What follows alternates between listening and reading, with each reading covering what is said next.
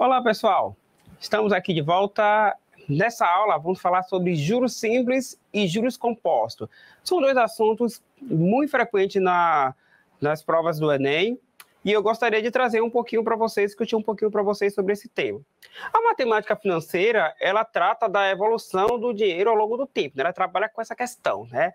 Referenciar o tempo é importante quando você fala de matemática financeira.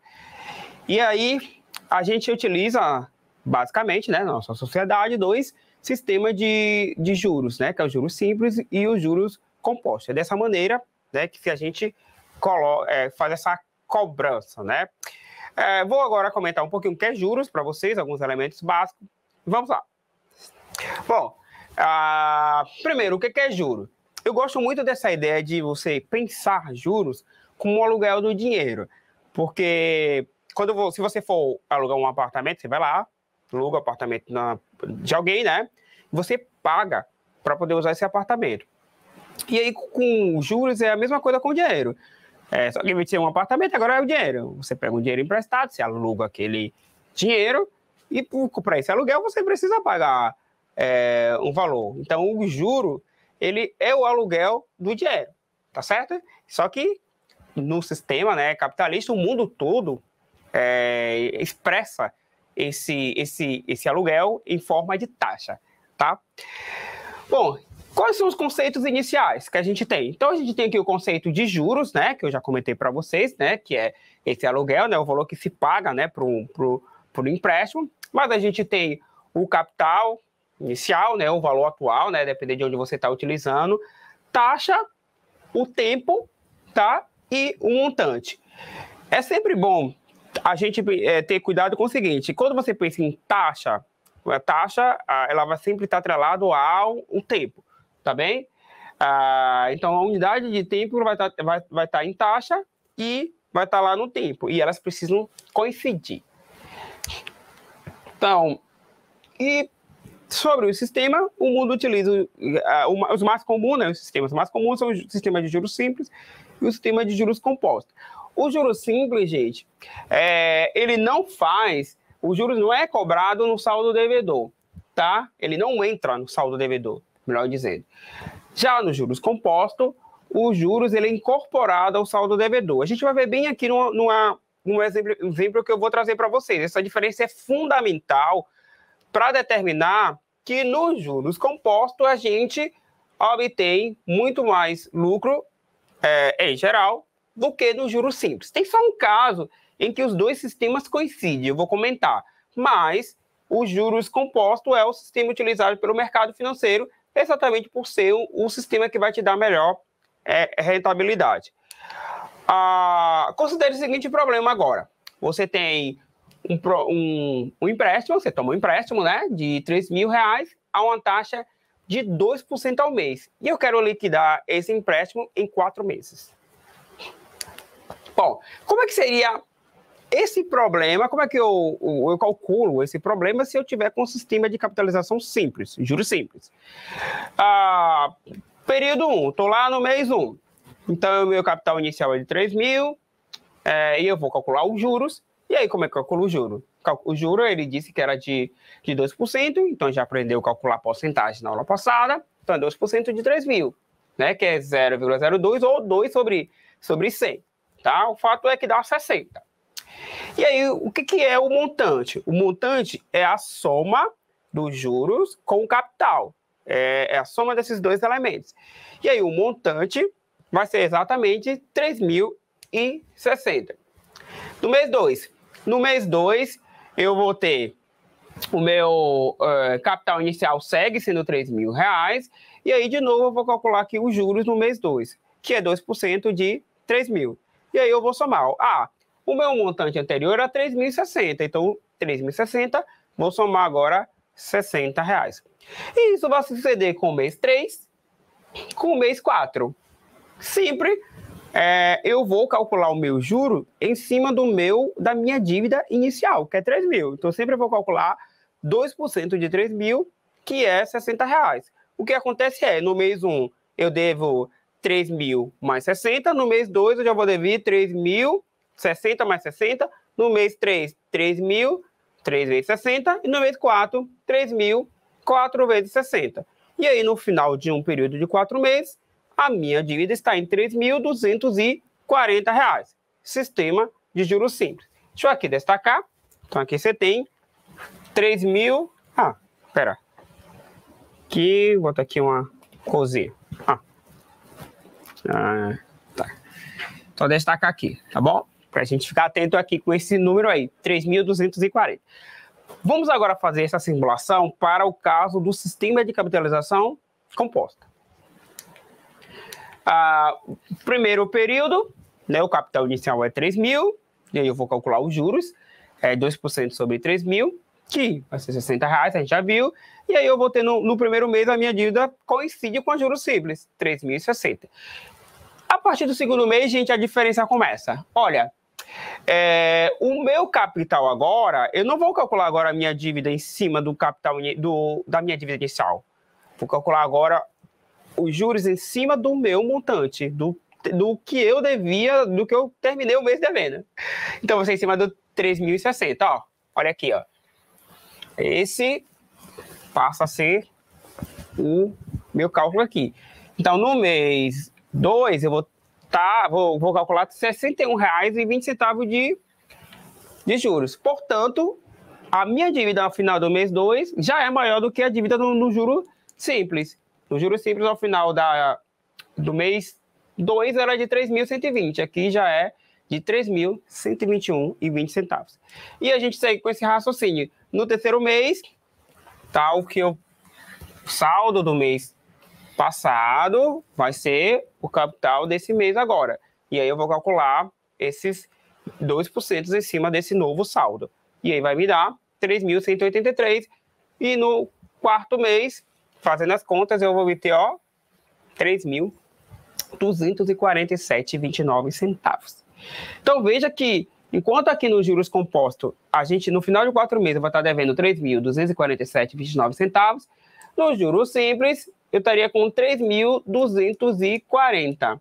Então, esse sistema daqui, observe que quando eu comentei lá, no juros simples, os juros não está incorporado ao saldo devedor. É exatamente isso aí. Porque aqui, ó, o saldo devedor aqui no primeiro mês é 3.060. Pronto, vou calcular os juros em cima desse saldo devedor. No juros simples não é aí. No juros simples é sempre em cima do saldo inicial. Aqui não, é sempre no saldo devedor de cada mês, tá? Por isso que a gente diz que os juros compostos é juro sobre juros, porque você calcula o juro do mês 1, aí no mês 2 você vai calcular o juro do mês 2, mas em cima já dos juros que você calculou no mês 1, tá? Esse sistema de capitalização simples, a gente claramente dá para ver que os juros, para você calcular os juros, você precisa calcular a porcentagem, né, que é dada pela taxa, tá? Então, é o produto do capital, taxa, tempo. Assim, a gente calcula o juro lá. E aí, com o montante, por definição, a soma do juro com capital, você vai ter o seguinte: juro é capital, taxa, tempo. Deixa eu só corrigir aqui, gente. Perdão. Borracha. Eu falei taxa e escrevi T. Taxa, a gente usualmente representa com I, tempo, mais capital. Eu vou aqui colocar esse C aqui em evidência. Quando eu colocar o C em evidência, vai ficar 1, eu vou reorganizar aqui, 1 mais I vezes T. Então, essa é a fórmula do montante que aparece aqui. Ela aparece exatamente a partir dessa fórmula de juros simples com a definição de montante, que é a soma do capital com os juros. Então, essa aqui é para o sistema de capitalização simples, ou juros simples. Para os juros compostos, a gente tem essa fórmula aqui, que é capital, que multiplica 1 mais I elevado a T. Note que aqui, enquanto o T está multiplicando a taxa, aqui o T está elevando esse fator aqui, tá? Esse fator de proporcional, esse fator aí que é 1 mais I, de juros compostos. É um fator de juros compostos que a gente chama. Primeira diferença, enquanto aqui, isso aqui é uma função linear, uma função afim, na verdade. E essa daqui é uma função exponencial. Então, o juros simples cresce como uma função polinomial do primeiro grau, né, uma função afim, E o juros composto tem um comportamento de uma função exponencial. Por isso que a gente diz o juros cresce exponencialmente. O juros composto cresce exponencialmente, porque é uma função exponencial. E aí que eu coloquei o gráfico dessas duas funções, né? Do juros simples é o gráfico em azul, que representa o juros simples, né? E o vermelho é o gráfico da função do juros composto, tá certo? E aí observe que aqui inicialmente você tem um capital aqui, né? C é o ponto de partida. E aqui, no eixo horizontal eu coloquei o tempo, no eixo vertical eu coloquei o capital. Eu coloquei o montante. E eu queria observar com vocês o seguinte. Note que aqui, ó, você tem de 0, né? A data 0 é hoje, né? Hoje eu tenho um capital C. Passei um período. Um período pode ser um mês, um ano, um período. Em um período, tá? Você tem que o juros simples está acima do juros composto. Observe, em todo esse período aqui, que vai de 0 a 1, o gráfico azul está acima do gráfico que é da exponencial, que é o vermelho. Tá? O que isso diz para a gente? Isso diz para a gente que toda vez que eu estiver trabalhando com contas menor do que um período, é mais vantajoso utilizar o juros simples que o juros composto. É exatamente isso que diz aí. E o mercado sabe bem disso. Por exemplo, quando a gente está trabalhando com cheque especial. Cheque especial, você calcula a taxa ao longo de um período de um mês, né? O banco começa a contar. Suponha que hoje é 7, e aí o banco... usei o meu cheque especial. No final do mês, 30 dias, final de outubro, o banco vai computar quantos dias foi que foi utilizado o cheque especial, e a taxa vai ser em cima desse dia. Se você faz o cálculo com juros simples, esse valor vai ser maior do que o cálculo com juros compostos. Então, sempre que você tem taxas e calcular em um período inferior a um período, o juros simples vai ser mais vantajoso, exatamente por conta desse fato aí, porque a exponencial está abaixo da função da reta no intervalo que vai de 0 a 1. E o mercado que sabe disso utiliza isso muito bem. Então, sempre é juros compostos. Quando é que é juros simples? Quando convém ao mercado. Cheque especial, aquelas multas, aquelas contas que você vai pagar multa por um dia de atraso. Então, é mais vantajoso já juros simples. E são os únicos casos onde aparece o juros simples. No resto do tempo, empréstimos, investimento, tudo vai ser utilizado juros compostos, porque é mais rentável. E aí você observa claramente que depois do 1, a mudança é drástica, né? A reta fica e a exponencial vai embora, tá? No 1, aí coincidência, né? Se eu estou falando de um período, coincide as duas. E a gente viu isso lá naquela tabela, né? No primeiro mês, o juro simples e o juro composto davam o mesmo valor, né? Então, essa é uma curiosidade interessante que pode aparecer nas provas de vocês, tá bom? Então, quando é que o juros simples é mais vantajoso do que os juros compostos? Se o período de capitalização, o período que você está trabalhando, for menor que um período. Se eu estou querendo computar, é menor que um período, tá certo? Então, eu estou com a taxa no mês, né, taxa mensal, e vou utilizar, tá certo? Fazer meu empréstimo ou cheque especial por menor do que um mês, tá certo? Então, nesse caso, eu tenho que o juros composto, o juros simples é mais vantajoso, desculpa, tá? Agora, pensar aqui no exemplo e a gente vai conversando sobre isso. Quanto rendeu a quantia de 1.200 aplicada a juros simples com taxa de 2% ao mês no final de 1 ano e 3 meses, tá? Então, período aqui, a taxa é de 2% ao mês, né? Então, você vai calcular daqui mês a mês. Então, o capital aqui é 1.200, ele já deu.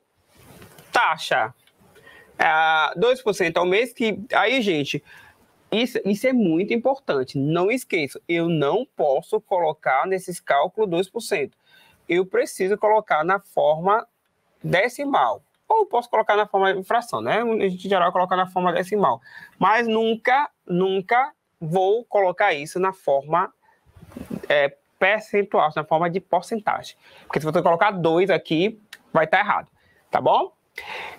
1 ano e 3 meses é a mesma coisa de 15 meses. Esse é outro cuidado que vocês precisam ter, gente.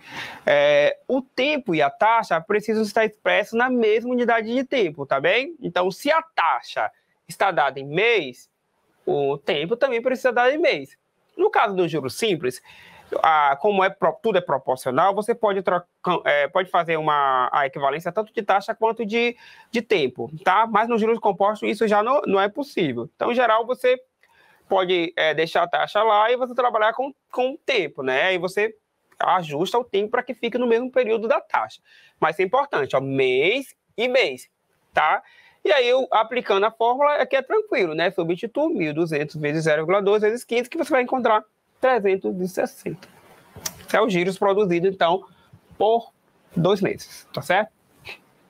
Bom, vamos aqui pensar aqui nessa questão. Essa é a questão do Enem, de 2015, e ele comenta o seguinte: um casal realiza um financiamento imobiliário de 180 mil a ser pago em 360 prestações mensais com taxa de juros efetiva de 1% ao mês. A primeira prestação é paga um mês após a liberação dos recursos e o valor da prestação mensal é de R$ 500 mais juro de 1% sobre o saldo devedor. Valor devido antes do pagamento. Observe que a cada pagamento, o saldo devedor observe-se que em cada pagamento, o saldo devedor se reduz em R$ 500 e considere que não há prestação em atraso. Tá? Efetuando o pagamento dessa forma, o valor em reais a ser pago ao banco na 10ª prestação é de... Então, ele dá todos esses dados e ele quer saber para você qual o valor que o cliente pagou ao banco na 10ª prestação. Então, 10ª prestação. É isso que eu quero saber, 10ª. Qual é o valor da 10ª? E aí, gente, no texto, ele já nos diz que as prestações, elas sempre de R$ 500. Desculpa, é de R$ 500 mais 1% do juro. Então, observe que cada pagamento, o saldo devedor se reduz a R$ 500. Isso que é importante. A prestação é R$ 500 mais 1% do saldo devedor. R$ 500 mais 1% do saldo devedor. Isso ele diz no texto, tá? É de R$ 500 mais 1% sobre o saldo devedor. Só que o que se abate da minha dívida é apenas R$ 500. Então, se o cliente está na 10ª parcela, a primeira pergunta que eu tenho que fazer é o seguinte: quanto é o meu saldo devedor hoje, depois quando eu vou pagar a 10ª parcela? Aí, como eu estou na 10ª, então já paguei 9, então é 9, multiplico 9 vezes 500, que dá 4.500. Esse 4.500 aqui é o valor que eu devo abater da minha dívida, tá certo? O meu saldo devedor era de 180 mil. Então, vou pegar 180 mil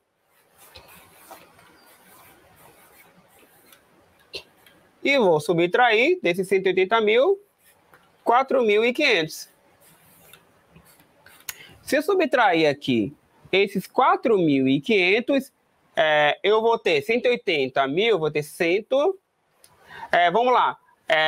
80 mil, tirando aqui, eu vou 176.500, né?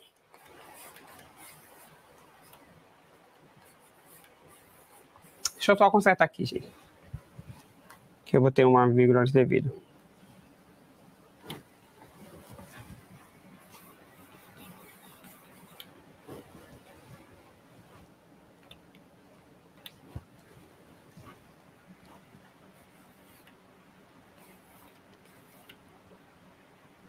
Pronto, então, tá aqui.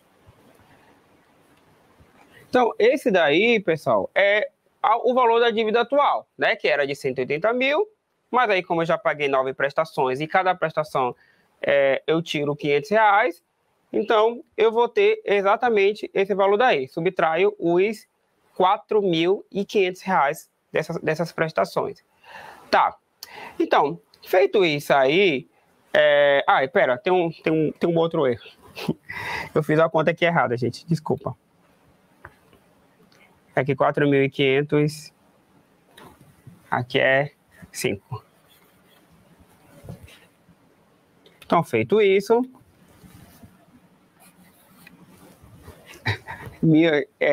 você vai agora calcular 1% desse valor. Então, quanto é que eu tenho que pagar hoje? Tenho que pagar hoje R$500, tá? Mais 1%, que é 1 sobre 100, do saldo do devedor, tá?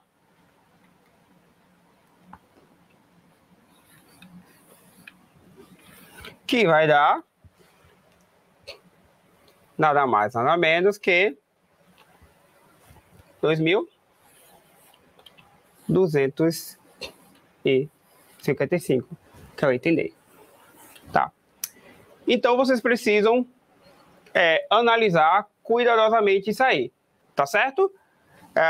Bom, pessoal, vamos, então, mais uma questão. Um contrato de empréstimo prevê que quando uma parcela é paga de forma antecipada, concede-se uma redução de juros de acordo com o período de antecipação. Nesse caso, paga-se o valor presente, que é o valor naquele momento, de uma quantia que deveria ser paga em uma data futura. O valor presente P, submetido a juros compostos com taxa I, por um período de tempo N, produz o valor futuro V, determinado por essa fórmula. Então, ele dá aí a fórmula para poder calcular o valor futuro, tá?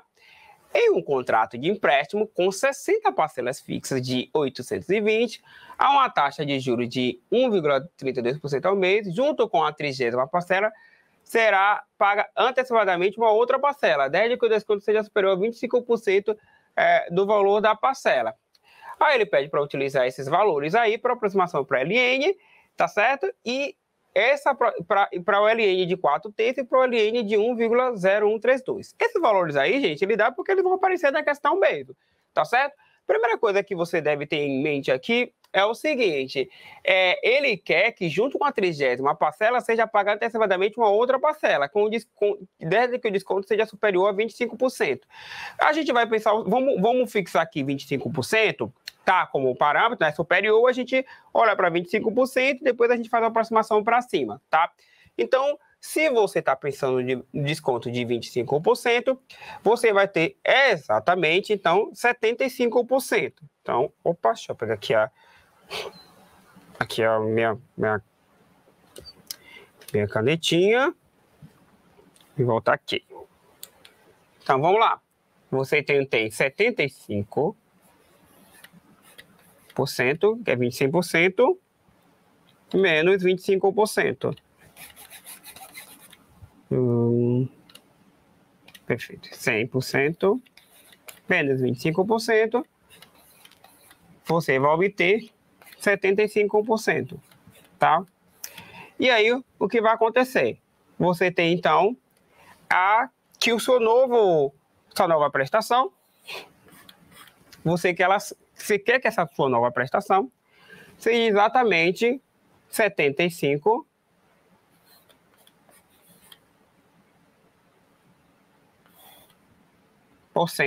que é 75 sobre 100 do valor. Foi o que ele diz, né? Junto com a 30ª parcela, será paga antecipadamente uma outra parcela, desde que o desconto seja superior a 25%.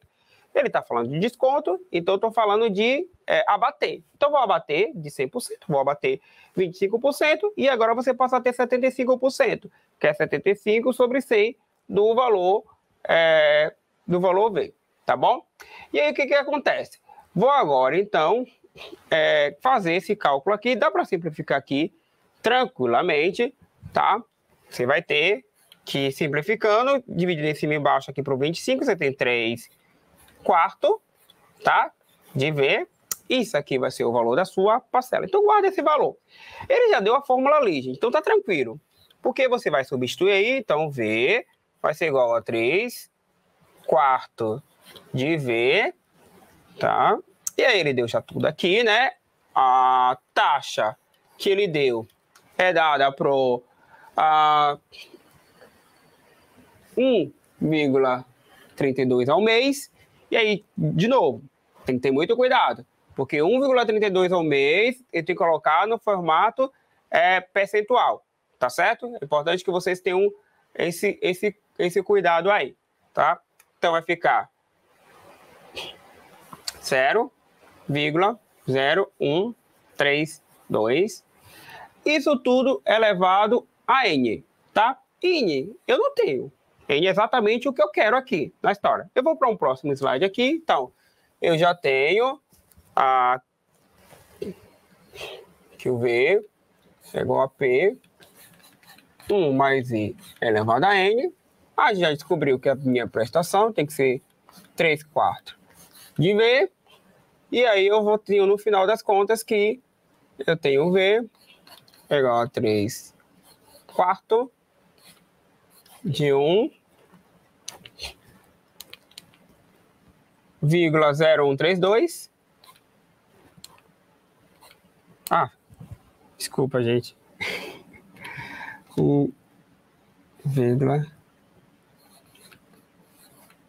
Deixa eu ver aqui, conferir direitinho. 1,0132. Elevado a N. Bom, aqui é V. Gente, observe o seguinte. Eu tenho, só corrigindo aqui, eu tenho V aqui dos dois lados, tá bom? O que você faz quando você tem V dos três lados? Você pode simplificar esse V aqui. Por um lado eu tenho 1, por outro lado eu tenho 3/4, e aqui eu tenho 1,0132 elevado a N. Bom, arrumando aqui, a gente vai ter 4/3 é igual a 1,0132 elevado a N. Quem é a função que faz o papel de pegar o expoente e descer o expoente? É a função logaritmo, que a gente vai pegar o logaritmo natural. Então, vou aplicar o ln dos lados, vai dar 4/3, é igual a... Aí, propriedade do ln. Esse n vai cair. Então, vai ficar ln de 4/3 é igual a n que multiplica ln de 1,132. Ou seja, o n que eu quero descobrir, gente, é ln de 4/3 dividido por ln de 1,0132. Só que ln de 4/3 ele deu aqui na questão, ele diz que é 0,2877. E ln de 1,0132 é exatamente 0,0131. 0,0131. E aí, fazendo essa divisão, você vai obter aproximadamente 21,96. Esse valor aí que você encontrou, 21, tem aqui na resposta, não é. Por que ele está querendo? Ele está querendo saber a primeira das parcelas que poderá ser antecipada junto com a 30ª é a... Você vai ter a 21,96 é aproximadamente 22, que é a parcela mais próxima, a 22ª parcela. Então vai ser a parcela 22 mais a 30ª. Isso vai dar 52, que é o item C, tá? Ou seja, é a 52ª parcela. Tudo bem? Então, porque ele quer saber qual é a primeira das parcelas que poderá ser antecipada junto com a 30ª. Então, você vai pegar a 30ª mais a parcela, mais 22 parcelas à frente. Então, vai ser a 52ª. Tá certo? Então, pessoal, é isso. Eu fico por aqui. Um bom estudo para vocês. Um forte abraço. Tchau.